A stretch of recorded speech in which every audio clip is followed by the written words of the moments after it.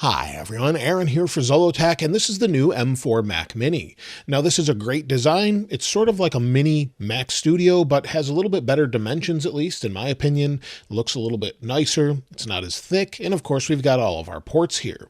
Now when I saw this thing online the other day, the Tiga aluminum chassis stand for 2024 Mac Mini, I thought I could make my Mac Mini look like a Mac Pro.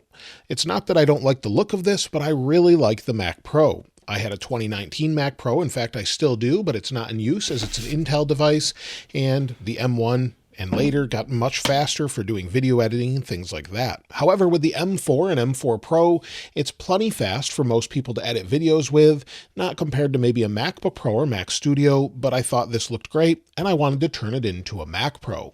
So I picked this up myself. This was $39.99 and there was a coupon you could cut on Amazon for $35.99. So I thought we'd take a look at it and just see what it looks like and how high quality it is.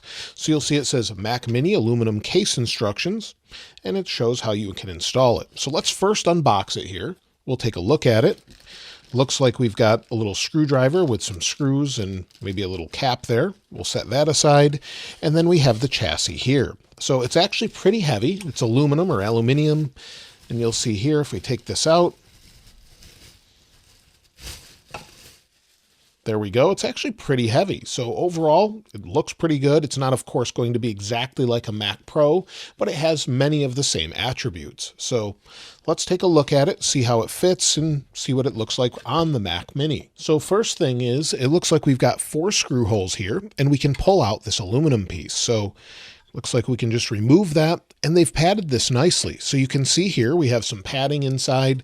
Looks like it's on the top here, and then on the bottom to protect the corners from getting scuffed up from aluminum rubbing into aluminum.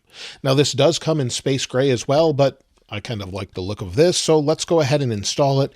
You can see it even has little rubberized feet here. You can unscrew these if you want to. So it's fairly well made, especially for $35. So again, if we take this off, put it back, so we'll just screw that back on like that. Everything's tight, and you'll see it says put it this way. And then we can place it with the front ports this way. So the fan side up, it looks like. We place it in just like that. It fits in nicely. So the overall tolerances are pretty good. It does look like it could shake around just a little bit if you were to shake it, but maybe that will stop when we put the cover on it. So you'll see here we have an opening for the power button. Now before we put that on, I think we need to put a little button in there. So it looks like we need to place this in here. So let's open up the little baggie they gave us. So there's a little screwdriver. We've got our screws here. And then what looks like a little button to push the power button. Looks like it goes under here, and it does. So it fits in here just like that so that you can actually push it. Now after trying this out with the little power button for a moment, it looks like they want you to place it in the center of the power button itself so that you can place the actual plate on it. So let's go ahead and do that. We have the power button. You can see it's just a little piece of aluminum here. It's machined. We place it on the middle, right there like that. And then let's place the brace over the top, or sort of the side panel here. Now, of course, it doesn't open up like the Mac Pro or anything like that, but it fits in nicely just like that. Then we can place the screws in here. Looks like we've got an extra one as well, so we'll just go ahead and place this in. Bring it down. Just put them in loosely for now. Make sure everything fits properly. And then here. And then one more. So we'll just pick a screw here, place it in the last one. There we go. We'll snug everything up.